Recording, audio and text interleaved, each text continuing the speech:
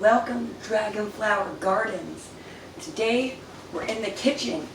It's a beautiful, beautiful fall day, and my neighbor, who's just the sweetest, had given us a whole bunch of apples. So we're going to get to making some applesauce so we can preserve that, get that put away for winter. Gotta get that hair up now, right?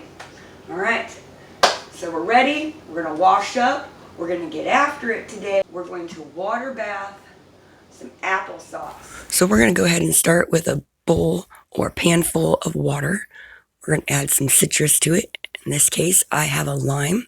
You could use a lemon or even an orange. And the citrus is going to stop the apples from oxidizing while we're peeling them. Let's start the apple peeling process. We prefer to not have our peels in our applesauce, but some people really like that. So if that's your thing, you just go ahead and leave it on there. If you're choosing to leave the apple peels on your apples, please make sure you're sourcing your apples from a good, reliable source. Peeling and cutting the apples always takes the longest for me, so I kind of have fun with it. I try to see if I can peel the entire apple all at one time. I have successfully done this maybe twice. It's a process and it takes a while, but it's a noble goal, and I figure if we're going to be here peeling them anyway, might as well see how well we can peel them. I'm making applesauce here, so I don't really worry about too much of the slicing or cubing them up. I just got to get them in there so that I can start processing them and boiling them and getting them to temperature before mashing them. I keep all my apple scraps, peels, cores, all in an extra container. Apple scraps have many other uses. We could make apple cider vinegar or just give them to the chickens. Waste not, want not. So we're going to go ahead and pour that citrus water right off and put it in the kettle. We'll add the rest of the lime to it. We'll add some cinnamon. We'll add some cloves. We'll set it aside and get that going. We got some extra tart apples, so I'm going to go ahead and add some sugar. You could add honey or nothing at all. I'm adding a half a cup of sugar to approximately 12 apples. Let it go ahead and simmer for a little bit, and it looks like it's about ready to mash. Now I'm going to go ahead and use this masher, but you could use a fork, a blender. Work those muscles, mash those apples. We like it a little chunky, so once it's at the consistency that we like, we start jarring it.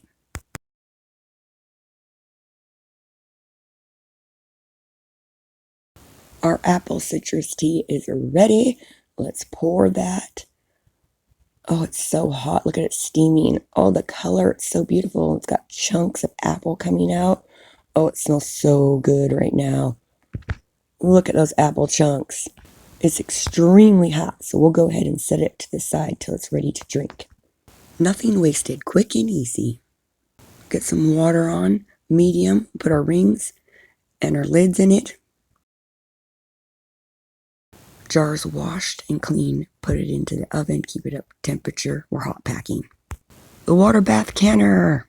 This rack is meant to hold quart jars. We're using pint jars, so we'll need a different rack. So we'll drop this one at the bottom. Whichever size of jar you're using, a water bath needs to come up to 2 to 3 inches above the jar. Took 5 pitchers of water to fill up the pan, enough to cover the pint jars. We'll need a funnel to get the applesauce in. We got a jar grabber so we can set it into the hot water. We got a magnet one so we can put the lids on. And we got a scooper to get the applesauce into the jar. So our jars are hot and they're ready to go. Our applesauce is the same temperature as the jars. And we want to make sure that we remember the head space, which is approximately an inch, approximately 2.5 scoops for each jar. We're using a 1/4 measuring cup. We're remembering our head space. But don't worry, if you forget, see, it's up too high here, we can go ahead and just take a little bit out. Put it in the other jar. Now we have the proper head space. So we're just going to finish these up right here. We got one more jar. Let's see if we can get it to work. Let's grab a spatula and see if we can get one more jar out of here.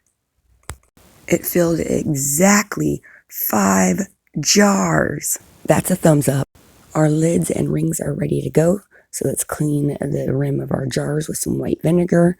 Make sure there is absolutely no food particles of any kind at the top of the rim so that there's a proper seal. Just going around the rim of the jar with the vinegar, I flip the paper towel and do it again to the next one until they're all ready. Grab your magnet wand and get the magnet fishing for those lids. We're not touching the rim of the jar at all once we've wiped down with the vinegar. We're not touching the rims of the jar at all. We're just using the magnet to put the lids on and the rings on. And then we're going to go ahead and tighten them down finger tight. Drop them into the water. This is where your jar grabber comes in very handy. Just gently set them in there. You don't want them touching each other. It's ready to go. Let's cover it. While we're waiting, we'll go ahead and enjoy some tea. Cheers, my friends. Oh, that's got some flavor. Yum. I'm gonna need another sip of that.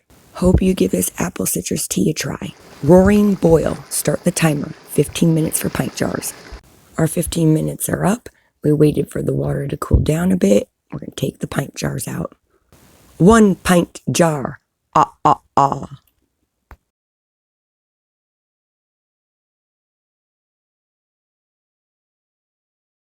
2 pint jars. Ah, ah, ah. 3 pint jars. Ah, ah, ah.